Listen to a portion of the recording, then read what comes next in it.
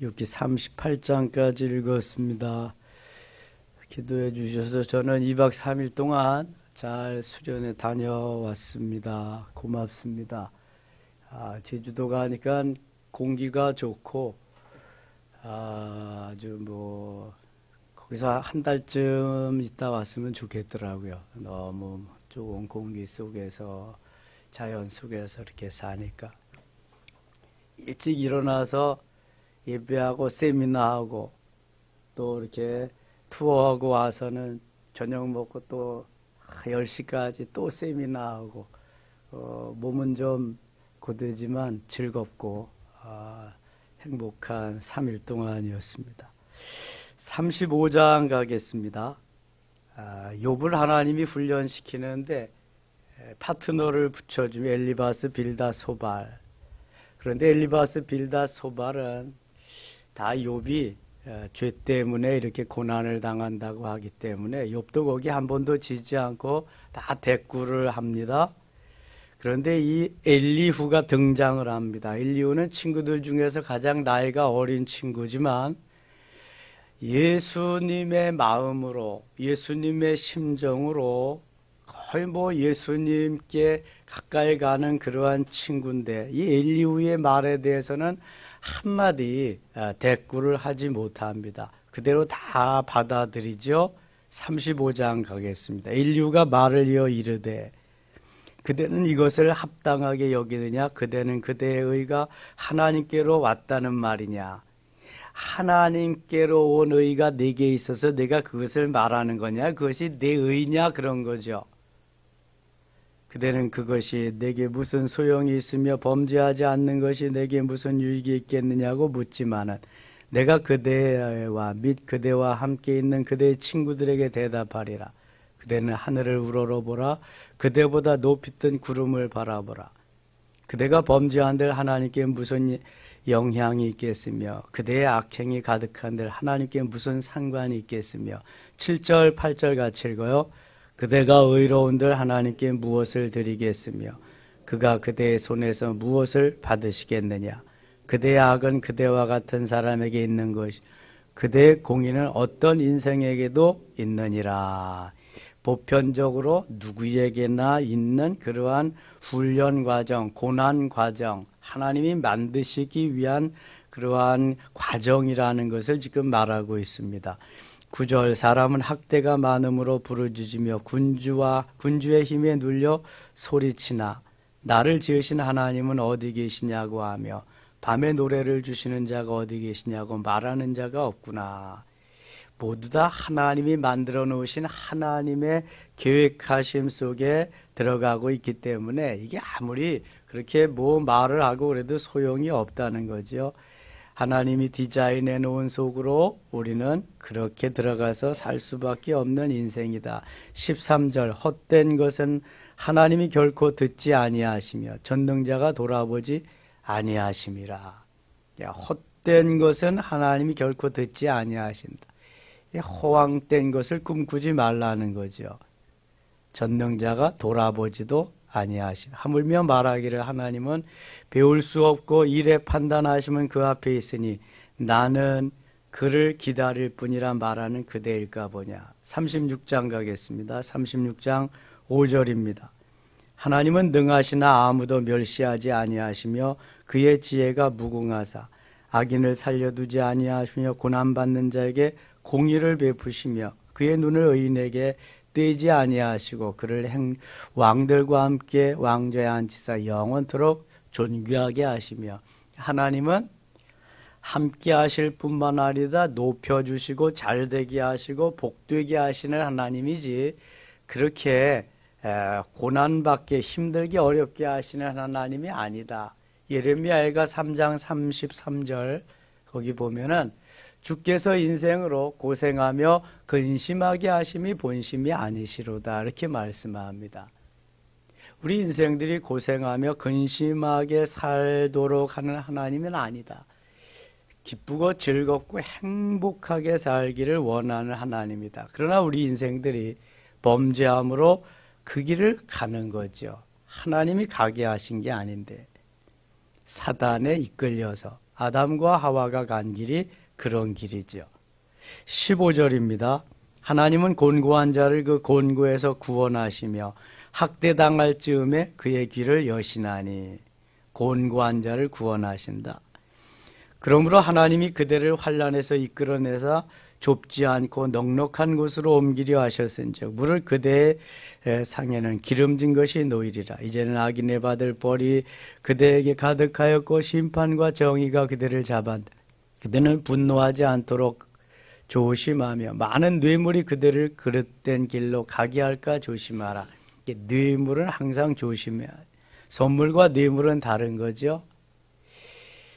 뇌물에는 항상 나에게 이걸 줌으로 인해서 나에게 어떠한 더 좋은 것을 주리라 하는 바램의 목적이 있습니다. 그러나 선물은 고마워서 감사해서 아무런 다른 목적이 없이 고마움으로 드리는 게 선물이죠. 뇌물의 뜻을 두면 안 된다. 뇌물을 받으면 반드시 그릇된 곳으로 간다. 19절입니다. 그대의 부르짖음이나 그대의 능력이 어찌 능히 그대가 곤고한 가운데서 그대를 유익하게 하겠느냐. 그대는 밤을 사모하지 말라.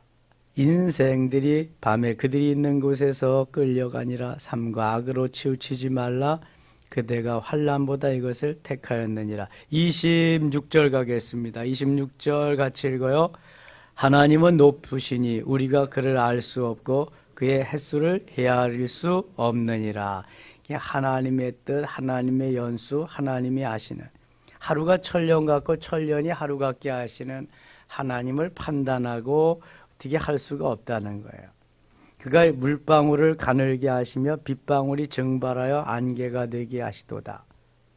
물방울을 가늘게 하신다. 빗방울을 증발해서 안개가 되게. 이게 다 하나님이 하시는 일이라는 거예요. 그것이 구름에서 내려 많은 사람에게 쏟아지는, 이게 비가 되는 거죠. 이제 37장 가겠습니다. 30. 이로 말미암아 내 마음이 떨며 그 자리에서 흔들렸도다. 하나님의 음성 곧 그의 입에서 나오는 소리를 똑똑히 들으라. 그 소리를 천하에 떨치시며 번갯불을 땅끝까지 이르게 하시고 그 위에 음성을 발하시며 그의 위엄찬 소리로 천둥을 치시며 그 음성이 들릴 때 번개를 멈추게 아니하시느니라. 5절 같이 읽겠습니다. 하나님은 놀라운 음성을 내시며 우리가 헤아릴 수 없는 큰 일을 행하시느니라. 하나님은 놀라운 음성도 내시고 헤아릴 수 없는 큰 일을 행하시는 분이다. 눈을 명하여 땅에 내리라 하시며 작은 비와 큰 비도 내리게 명하시느니라.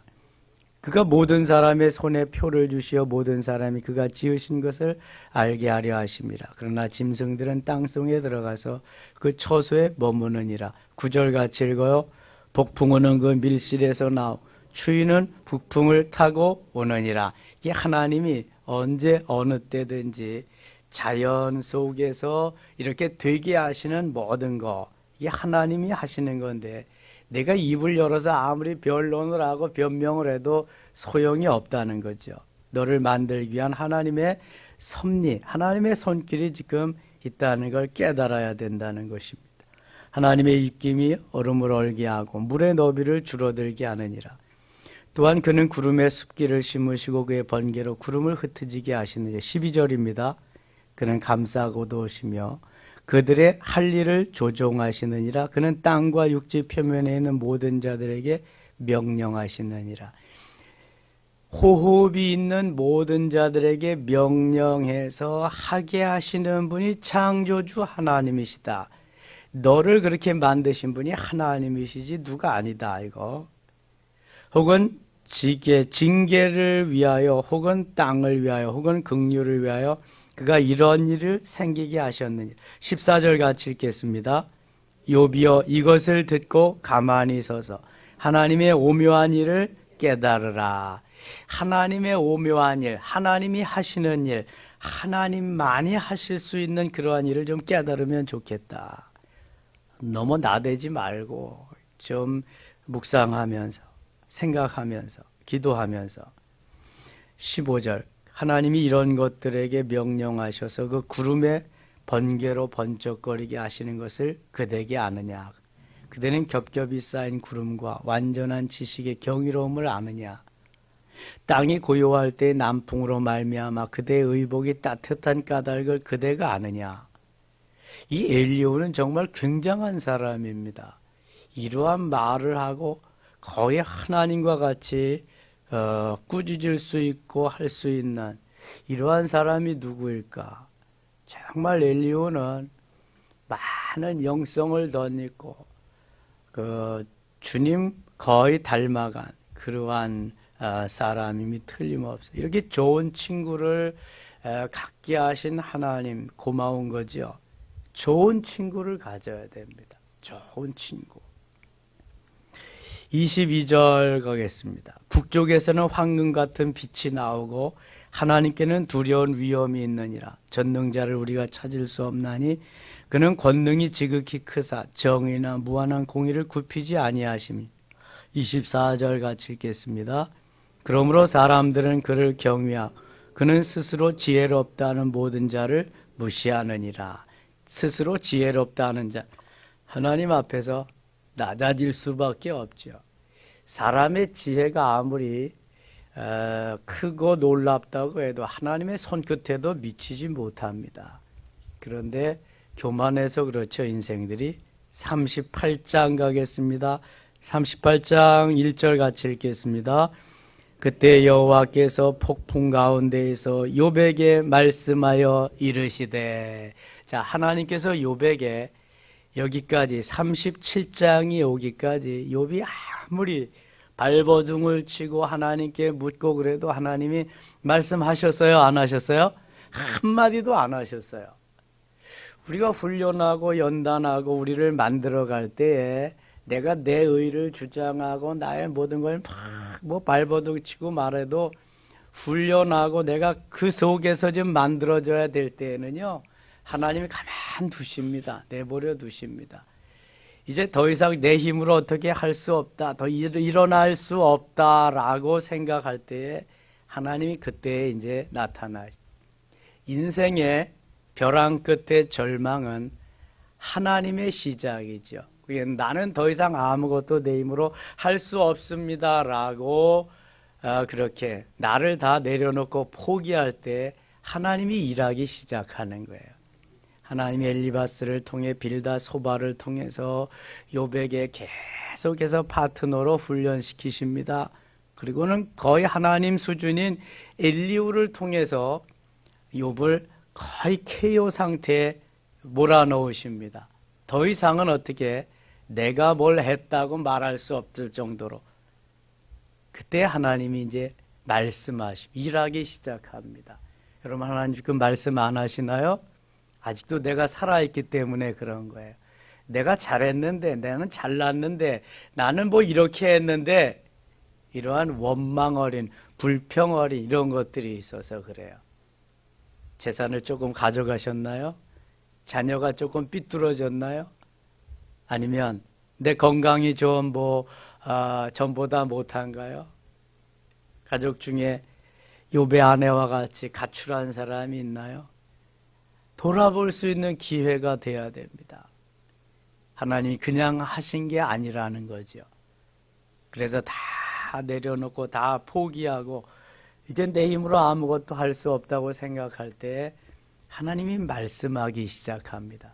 폭풍우 가운데에 하나님이 욥에게 말씀하십니다.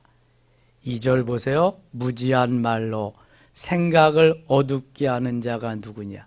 너 지금 내가 그렇게 말이 많고 잘났다고 변론하고 그랬는데 내가 한 말은 다 무지한, 알지 못하고 하는 말이다. 자, 영적으로 깨닫지 못하고 육신적인 말만 하면 하나님이 답답하시죠. 이게 깨닫지도 못한 거 내 마음에 안 든다고 욥이 지금 계속해서 여기까지 말하고 왔는데 하나님이 보실 때는 어린아이들이 응석을 부리고 땡깡을 놓는 거고 똑같은 거거든요. 이게 무지한 말로 생각을 어둡게 하는 자가 누구냐? 너의 무지한 말로 생각이 다 어두워졌다. 너는 대장부처럼 허리를 묶고 내가 네게 묻는 것을 대답할지니라. 어린아이와 같이 생떼나 쓰지 말고 대장부와 같이 허리를 질끈 동이고 내가 네게 묻는 것을 답해봐라. 너 그렇게 지금 답변 잘하고 내 세 친구들에게 다 한마디도 지지 않고 다 했는데 여기까지 내가 그렇게 했는데 한번 대답해봐라. 4절 같이 읽어요. 내가 땅에 기초를 놓을 때 내가 어디 있었느냐? 내가 깨달아 알았거든 말할지니라. 내가 땅에 기초를 놓을 때 무슨 말이에요? 천지를 창조할 때, 하나님이 천지를 창조할 때 내가 어디 있었느냐? 욥이 그때 있었을까요? 없었죠. 어떻게 알겠어요, 욥이? 천지를 창조하고 그런 것을. 내가 깨달아 알았거든 한번 말해봐라. 말할 수가 없겠죠. 누가 그것의 도량법을 정하였느냐? 재능, 도량. 누가 그 줄을 그것의 위에 띄웠는지 네가 아느냐? 그것의 주추는 무엇 위에 세웠으며 그 모퉁이 돌을 누가 놓았느냐? 내가 천지 창조할 때 하나하나 이거 다 보았느냐 아느냐 물어보시는 거예요. 그때 새벽별들이 기뻐 노래하며 하나님의 아들들이 다 기뻐 소리를 질렀느니라. 8절 보세요. 바다가 그 모태에서 터져 나올 때 문으로 그것을 가둔 자가 누구냐. 하나님이 얼마나 멋지게 표현하시는가 몰라요. 그때 내가 구름으로 그 옷을 구름으로 옷을 만들었. 흑암으로 그 강보를 만들고. 강보는 어린아이들을 싸는 보재기잖아요. 흑암으로 그 강보를 만들었다. 그래서 쌌다는 거예요. 한계를 정하여 문빗장을 지르고 이르기를 내가 여기까지 오고 더 넘어지지 못하리니 높은 파도가 여기서 그칠지니라 하였노라. 12절 같이 읽어요. 내가 너의 날에 아침에게 명령하였느냐? 새벽에게 그 자리를 일러 주었느냐? 내가 아침이 되라고 했냐? 새벽에 오라고 내가 말한 적이 있느냐? 그래서 된 일이 있느냐? 하나님 반문하시는 이게 누가 하는 일이냐 도대체. 우리 인생들은 일이 잘 나가고 성공하고 뭐 실패를 모르고 가면은요 내가 잘해서 그러는 줄 알아. 나밖에 없는 줄 알아요. 그럴 때 교만해지는 거죠. 욥이 너무 잘 나가잖아요. 많은 재산에다가 많은 자녀에다가 건강하죠. 많은 종들을 두었죠. 모두가 다 존경하죠. 그러니까 얼마나 교만해지겠어요. 하나님 물으시게 누가 그거 다 했는지 아냐 이거. 누가 가져갔는지 아냐 그 말은 안 하시지만 천지를 창조하는 그 말씀을 하시면서 누가 그거 해는 건지 아냐 누가 한 건지 아느냐 너는. 여러분 누가 태어나게 하셨어요? 누가 여기까지 오게 하셨어요? 누가 입혀주시고 먹여주시고 누가 하셨나요? 하나님이 하신 거지. 내게 생각할 수 있는 사고, 지혜를 주셔서 생각해서 건강 주셔서 내 발이 걷게 하시고 내 손이 움직이게 하셔서 입을 열어서 말할 수 있게 하셔서 하나님이 다 하신 거잖아요. 내가 한 게 아무것도 없어요. 나에게 생명을 연장시켜 주셔서 나를 고용하셔서 주님이 잠깐 동안 쓰신 것뿐이지. 그거 불러가시면 끝이거든요. 이번에 죽음에 대해서 어떻게 하면 멋있는 죽음을 줘 웰다잉에 대해서 2시간 동안 강의를 들었는데요. 그 목사님 우리 교회 한번 모실 겁니다. 생각하는 게 뭐 그렇게 다 생각하고 있었지만 너무 많이 달라지더라고요. 그럼 언제 어느 때 하나님이 부르실지 몰라요. 한 번은 다 하나님의 부르심을 받아야 되는데 제가 늘 말하는 웰다잉을 생각하고 웰다잉을 위해서 기도하는 사람은 웰빙 할 수 있는 거예요. 웰빙만 생각하는 사람은 절대로 웰다잉 못해요.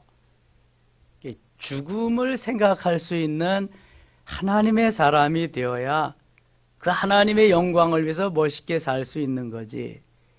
살기만을 위해서 웰빙을 위해서 사는 사람은 죽을 때 그렇게 웰다잉 할 수 없다는 거죠.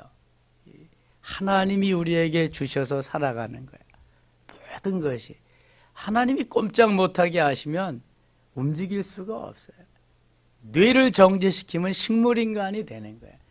육체는 뭐 움직일 수 있지만 발을 정지시켜 놓으면 안진뱅이 돼 못 걷는 거예요. 손을 정지시키면 꼼짝도 못하는 거예요.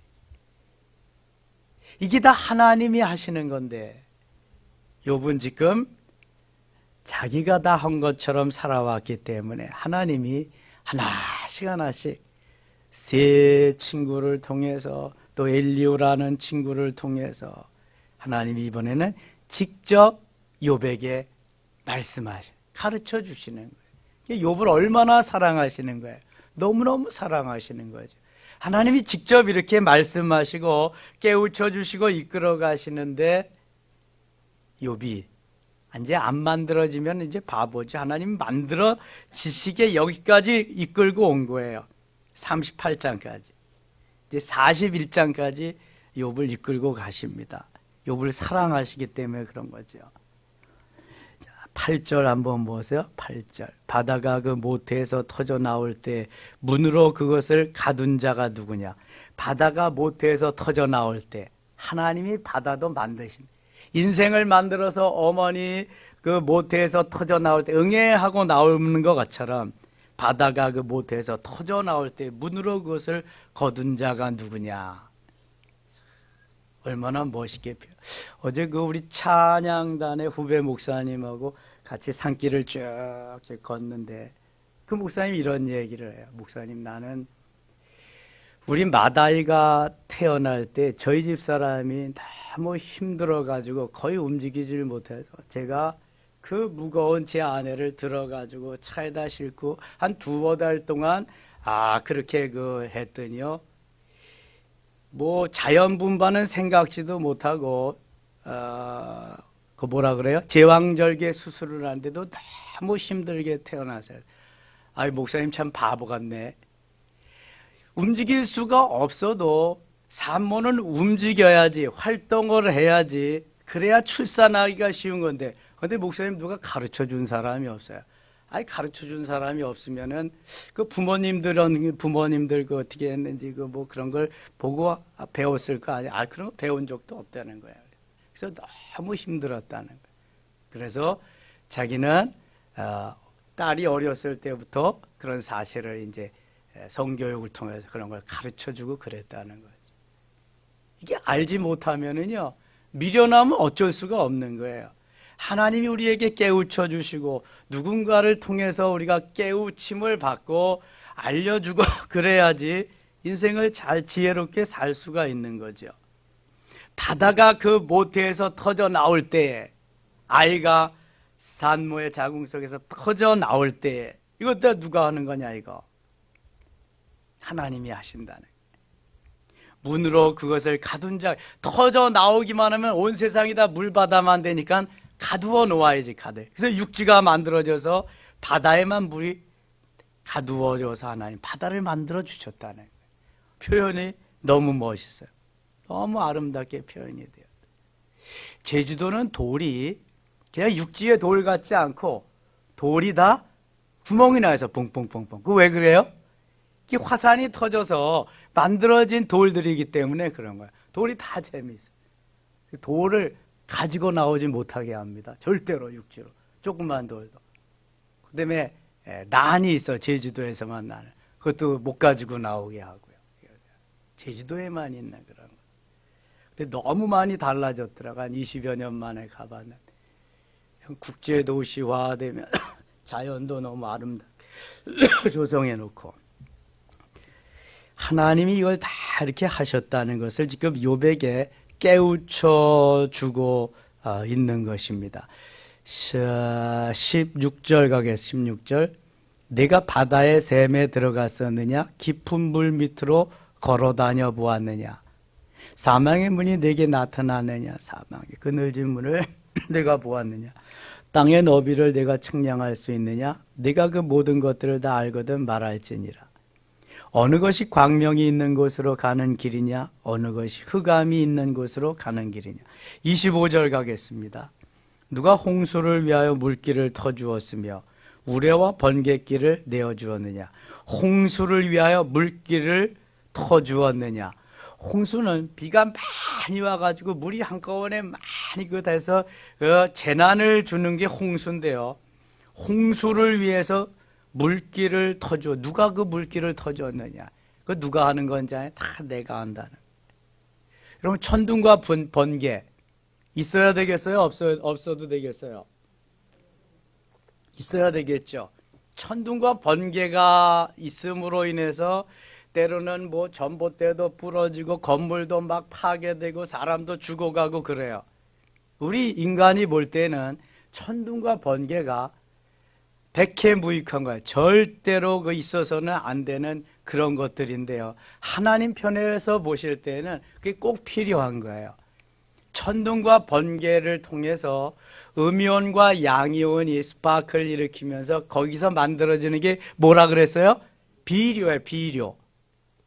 우리가 농사 지을 때는 질소, 인산, 가리 농부들이 갖다가 거름을 줘서 농사를 짓지만 농사를 짓지 않은 산천, 초목은 누가 농사를 지셔야 돼? 하나님이 지셔야 돼. 그러니까 하나님께서 한꺼번에 저들에게 비료를 주기 위해서 천둥과 번개가 필요한 거예요. 천둥과 번개가 있으면 거기에 반드시 동반되는 게 뭐예요? 뭐가 내려요? 비가 내리는 거예요. 그래서 거름을 만들어서 비와 함께 온 대지에 쫙 뿌려주시는 거예요. 그러니까 비가 내리지 않으면 3년만 비가 안 내리면 옥토라도 뭐가 돼요? 사막이 되는 거예요. 사막이. 비가 안 내리면 못 사는 거예요. 하나님이 이렇게 만들어 가신다고. 그래서 우리가 농사를 지어도 거름을 주고 내가 물을 주어도 하나님이 비를 내리시지 않으면 그 농사가 잘 안 됩니다. 그래서 은혜의 사람도 때를 따라 이른 비와 무슨 비? 늦은 비를 주셔야 은혜의 삶을 사는 거예요. 이른 비는 가을에 파종할 때 주시는 비. 늦은 비는 봄에 출수할 때, 꽃이 필 때 주시는 비를 말하는 거예요. 28절 가겠습니다. 26절. 누가 사람 없는 땅에 사람 없는 광야에 비를 내리며 황무하고 황폐한 토지를 흡족하게 하며 연한 풀이 도단하게 하였느냐. 비에게 아비가 있느냐. 이슬방울은 누가 낳았느냐. 얼음은 누구의 태에서 났느냐. 공중의 서리는 누가 낳았느냐. 물은 돌같이 굳어지고 깊은 바다의 수면을 얼어붙느니라. 아무것도 내가 할 수 없는데 왜 이렇게 큰 소리만 치냐. 이거 누가 다 한 건지 아냐? 하나님 계속 지금 욥을 가르쳐주고 깨우쳐주고 있어요. 너무 좋으신 분이죠. 야단치지 않으시고 이해하고 설득하고 가르치시며 가십니다. 31절. 내가 묘성을 떼어 묶을 수 있으며 삼성의 띠를 풀 수 있겠느냐. 별자리를 말하는 거예요. 너는 별자리들을 각각 제때에 이끌어낼 수 있으며 북두성을 다른 별들에게로 이끌어갈 수 있겠느냐. 북두성 아시죠? 북두칠성. 그거 내가 별자리에 옮길 수 있느냐 그런 말이에요. 그거 하실 수 있는 분 있어요? 아무도 없죠. 다 이거 하나님이 하신다는 거예요. 하나님이. 33. 네가 하늘의 궤도를 아느냐? 하늘로 하여금 그 법칙을 땅에 베풀게 하겠느냐? 지구도 항성 중에 하나인데요. 돌잖아. 태양을 중심으로. 신기하게 하나님 다른 그 많은 항성들에게 부딪히지 않게 돌게 하시는 거 보세요. 이번에 우리가 저기 헝가리 부다페스트 거기 강에서 유람선이 침몰해서 갔잖아. 아이 그 뭐 넓은 데서 뭐 제대로 가면 될 텐데 왜 부딪히냐. 하늘에 그 비행기도 떠가다가 항로가 있는데 왜 또 부딪혀서 추락하고. 이게 다 길이 있는데 거기서도 그렇게 하는데요. 누가 이런 궤도를 만들어서 누가 그 법칙을 만들어서 다 돌아가서 아무 일 없게 하는지 아느냐 너? 야 이놈아 너 그런 거 한번 생각이나 해봤어. 그런 거 생각도 한번 안 하고 뭐 내 재산 가져갔다고 아들들 딸들 가져갔다고 그것만 못마땅하게 여기는데 누가 그거 그렇게 했는지 아냐? 지금 계속 묻는 거예요. 35절 보세요. 가슴 속의 지혜는 누가 준 것이냐? 수탉에게 슬기를 준 자가 누구냐? 수탉. 수탉은요, 암탉을 10여 마리씩, 거의 한 20마리씩 거느립니다. 수탉은. 수탉이 꼭 필요한 이유가 있습니다. 수탉이 없으면 그 알은 무정란이에요, 유정란이에요? 무정란. 무정란은 부화가 될까요, 안 될까요? 안 돼요. 수탉에게 하나님이 여기 수탉에게 슬기를 준 자가 누구냐? 내가 다 그렇게 해서 유정란이 되게 하셔서 병아리가 나오게 하신다는. 유정란을 암탉이 품고 있으면 며칠 만에 병아리가 되는지 아세요? 딱 3주입니다. 21일. 그것을 기계 속에 넣고 부화를 해도 온도를 어미닭 온도하고 똑같이 해놔서 21일이면 정확하게 나옵니다. 나올 때 어미닭에다 쪼아서 나오게 하나요? 사람이 계란 껍데기 까줘서 나오게 어떻게 나오죠? 신기해요. 스스로 거기서 만들어지면 힘이 생기니까 스스로 그 날개로 해서 다 그 뽀개가지고 나옵니다. 쪼기도 하고 뽀개가지고. 너무너무 신기한 거예요. 그 계란 속에서 병아리가 부화에 돼서 나오는 거예요. 저는 시골에서 자랐기 때문에 그걸 다 봤거든. 그러면 어미닭이 한 마리가 또 열 몇 마리, 한 20 몇 마리를 쩡쩡쩡쩡 다 데리고 다니면서 먹이고요, 기르고 그래요. 아이고, 너무 신기해. 이거 누가 다 한 거냐? 이거 그러는 거야, 욥에게. 누가 지혜로 구름의 수를 세겠느냐? 누가 하늘의 물주머니를 기울이겠느냐? 물주머니를 기울여서 비를 내주겠느냐? 표현도 멋있.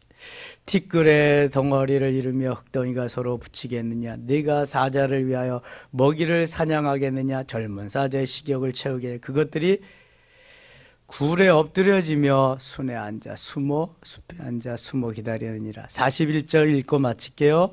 까마귀 새끼가 하나님을 향하여 부르짖으며 먹을 것이 없어서 호적거릴 때 그것을 위하여 먹이를 마련하는 이가 누구냐? 욥을 깨우쳐 주듯이 하나님이 우리를 좀 깨우쳐 주실 수 있기를 바랍니다. 오늘도 교회 외부 보수공사가 계속됩니다. 위해서 기도해 주시기 바랍니다. 기도합니다. 하나님 아버지 고맙습니다. 여기까지 인도하신 에베네셀의 하나님을 찬양합니다. 욥을 깨우쳐 주시고 욥에게 가르쳐 주신 하나님, 우리를 가르치시고 깨우쳐 주셔서 우리도 좀 하나님의 그 은혜 속에 은혜를 헤아리며 하나님의 뜻에 순종하며 살 수 있도록 돌보아 주시옵소서. 예수님 이름으로 기도드리옵나이다. 아멘.